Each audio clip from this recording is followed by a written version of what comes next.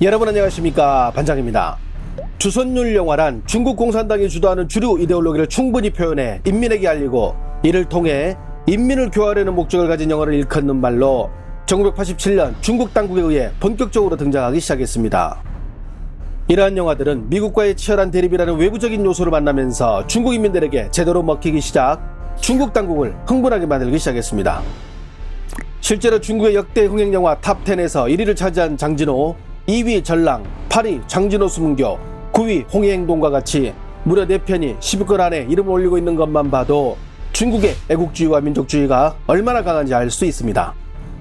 중국인들만 알고 중국인들에게만 먹히는 이런 영화를 중국 당국이 꾸준히 제작하는 이유는 중국이 비록 사회주의를 고수하고 있지만 자본주의가 만연한 중국에서 중국 인민들을 결속시킬 수 있는 방법은 민족주의와 애국주의뿐이라는 것을 중국 당국이 잘 알고 있기 때문이며 실제로 지금까지 그 효과를 톡톡히 봐왔기 때문입니다. 이처럼 좋은 선전도구를 중국이 마다할 이유가 없겠죠. 이에 내친김에 올해 10월 국경절 연휴를 맞아 중국은 또다시 장진호의 메가폰을 잡았던 패양별이의 전카이거 감독을 동원해 또다시 항미 원조로 소재한 애국주의 영화인 지원군 웅병 출격을 지난 9월 28일 중국 전역에 개봉시켰습니다.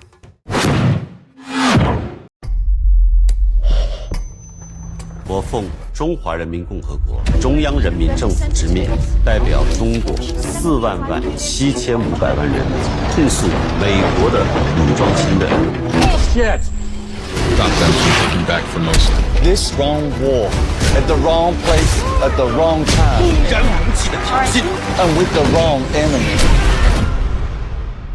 1950年，毕竟不是1895年，时代不同。 情况变了，中国人民已经站起来了。The Chinese people have a reason. 全体到岗！到！上了战场，同生共死，同生共死，同生共死。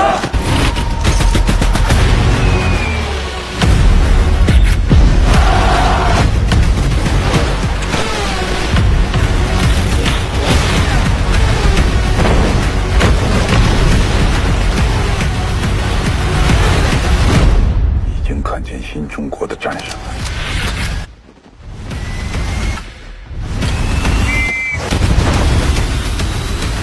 是不会辜负我们的。 이 영화가 그 시대를 인식하게 하고 젊은이들이 역사적 맥락에서 의용군들의 공헌을 이해할 수 있기를 바란다며 영화를 연출하게 된 이유를 거창하게 밝힌 전카이거 감독, 당구어창, 짱즈이 등 유명 배우들을 총출동시키고 제작비만 우리 돈으로 1000억이 넘게 쏟아부으며 1950년 11월 30일 중국 의용군이 전사한 평안남도 송골봉 전투를 주문대로 영화는 끊임없이 중국의 참전을 정당화하고 왜 중국이 미국을 상대로 싸워야 하는지 강변합니다. 특히 유엔회의에서 중국 대표는 38선을 넘은 미군을 침략자로 비난하고 마오주석은 국민을 지키기 위해 어떤 희생도 감수한다는 살벌한 중뽕을 심으려 고군분투합니다. 이러자 인민일보는 서사적 걸작, 시공간을 넘어선 교감이라며 영화 개봉에 맞춰 전위부대로 나서며 분위기를 띄우기 시작했으며 관영매체 CCTV는 특집 방송을 통해 영화를 대대적으로 선전하기도 했습니다. 最重要的是，它要能够体现一种勃勃的雄心。说像这一次出现的，在这个外交方面，包括我们说讲这个决策层，有关于这个出兵与否的这种争论的呈现。我觉得从这几个角度来讲，那么志愿军的这部电影，它是符合我们对史诗性电影的一个描述。 최장 열흘간의 국경절 연휴를 맞은 중국, 도시 곳곳의 극장가는 관객들로 넘쳐나지만 6.25 전쟁을 미화한 이 영화는 뜻밖에도 관객몰이에 실패하고 맙니다.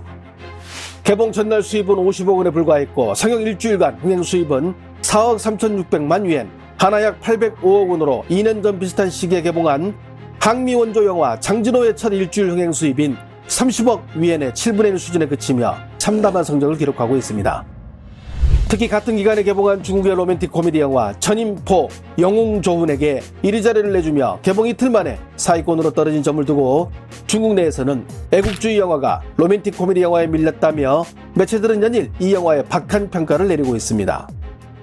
바이두는 개봉 첫날 흥행 수입 50억 원을 기록하며 기대치에 못 미친 영화라고 평가했으며, 서울뉴스는 전카이거의 지원군을 본 관객들이 이구동성으로 영화가 형편없다는 댓글들을 남기고 있다고 보도. 왕이는 한술 더 떠 10월 9일 인민일보가 재미있다고 평가한 지원군, 관객들은 오히려 환불을 요구하는 등 심각한 비난과 욕설에 시달리고 있다고까지 소개했습니다. 산동 청년정치대학의 한 교수는 영화가 폭망한 이유를 다음과 같이 분석했는데요.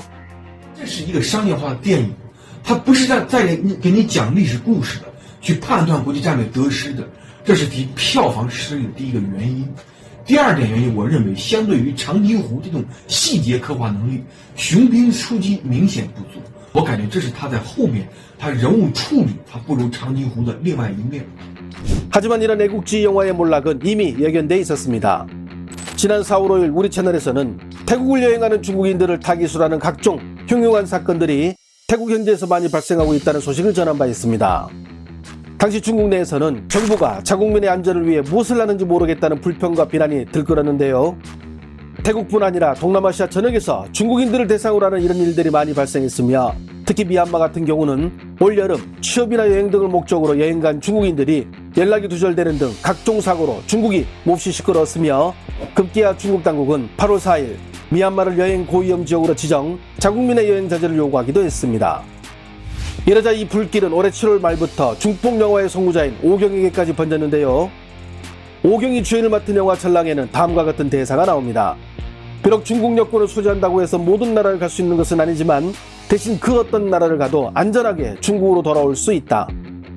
영화 속에서 중국 당국과 오경은 외국에서 위험에 처한 중국인들을 모조리 구해오지만, 태국이나 미얀마 상황을 본 중국인들은 외국에서 어려움에 처해도 조국이 아무것도 해줄 수 없다는 것을 확실히 알게 되자 그동안 영화에 속았다며, 오경의 SNS를 비롯 오경의 부인인 시엔안의 SNS에도 오경이 영화 속에서 거짓말을 했다며 단체로 환불을 요구하고 나선 것입니다. 이 소식은 중국 매체에서 뉴스로 보도할 만큼 지금도 관련 소식이 계속 올라오고 있을 정도이며, 지금도 오경이 등장하는 영상마다 환불과 영화계 퇴출을 요구하는 댓글들이 넘쳐나고 있습니다. 미국에 맞서 본토를 지켰다는 지나친 애국주의 서사에 지친 중국인들, 이번 영화의 실패에 대해 재미학자인 조우샤오정 전인민대 교수는 중국 관리들이 정치적 성과를 위해 항미 원조 영화를 줄줄이 제작했지만 일부 중국인들은 인터넷을 통해 역사의 실상을 깨닫기 시작했다고 평가하기도 했습니다. 해당 내용을 접한 중국 네티즌들은 어떤 반응을 보일까요? 이 정도까지 철저하게 저급하게 개판으로 만들 줄은 몰랐어. 너무 엉망이라 욕도 아까운 영화 환불바람. 이거 시리즈로 2편 3편 나온다고 하던데 제발 찍지마. 전랑3는 꼭 미얀마에서 찍기를. 스토리는 쓸데없이 길고 인물들은 약하고 서사는 박살났고 전 감독이 이렇게 시대 역행할 줄은 생각지도 못함. 나라를 사랑하는 사람들은 재밌다고 말하고 사랑하지 않는 사람들은 다들 욕을 하더군. 영화 지원군을 지지합니다. 미얀마도 상대 못하면서 무슨 오경에게 완전히 속았음.